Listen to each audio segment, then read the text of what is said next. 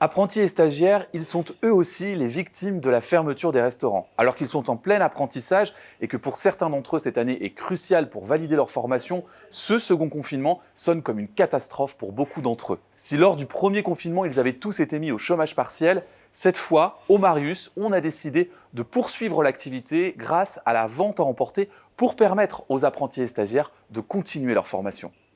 Chaque jour, ils préparent des plats en bocaux sur la base de leur programme de formation sous l'encadrement du chef Gilda.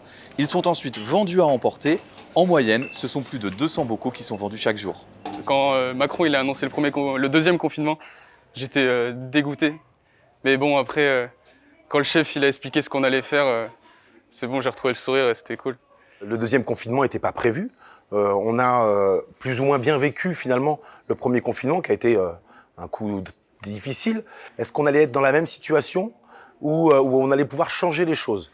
Donc du coup, avec Solène, on a essayé de réfléchir à comment on pouvait effectivement mettre le temps, parce que c'est uniquement ce qu'on avait, du temps imparti pour autre chose. On a fait beaucoup de TP, travailler des techniques qu'on apprenait en CAP et des choses qu'on n'a pas du tout l'habitude de faire quand il y a le service parce qu'on est sur autre chose. Et le chef, il n'a pas forcément le temps de nous faire ça. En règle générale, dans un cursus classique, on a un TP par semaine. Là, on en a 5 par semaine, 1 par jour. Et en plus, on met en pratique tous les jours d'autres techniques. Et donc, c'est un peu, Marius, la nouvelle école d'apprentissage pour nos apprentis, quoi. Tous les jours, on a un plat différent.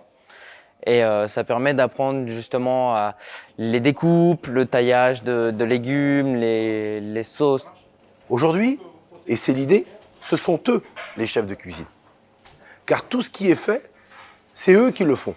Alors, on limite effectivement les bocaux pour que justement on ne soit pas dans un objectif quantitatif, mais qu'on soit dans l'objectif de dire je prends le produit au départ, c'est moi qui le transforme, je le mets en bocaux et c'est moi qui l'ai fait. Avec le chef Gilda, ce qui est bien, c'est qu'il est super investi dans l'apprentissage. Il est pédagogue, les TP, ils sont structurés. Le chef Gilda, il est autoritaire, mais c'est un point fort. Dans la cuisine, il ne faut pas que l'équipe elle parte dans tous les sens.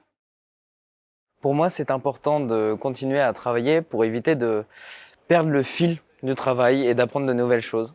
Ce stage est essentiel pour valider mon CAP. Il y a beaucoup de restaurants qui refusaient à cause du virus. Et du coup, ça m'a sauvé la vie. On va dire ça m'a sauvé mon CAP. On travaille ensemble dans une bonne entente. Il y a souvent de la bonne humeur. Après, on va manger tous ensemble, donc on partage un repas, c'est super cool. Et puis souvent, il y a la PS4 qui est branchée, il y a des FIFA en fin de service, donc ça, c'est vraiment cool. Et on soude le groupe parce que c'est eux les cuisiniers de demain et qu'il faut bien qu'ils réfléchissent à ça. C'est que même dans les situations difficiles, on doit être soudés et on doit construire pour l'avenir.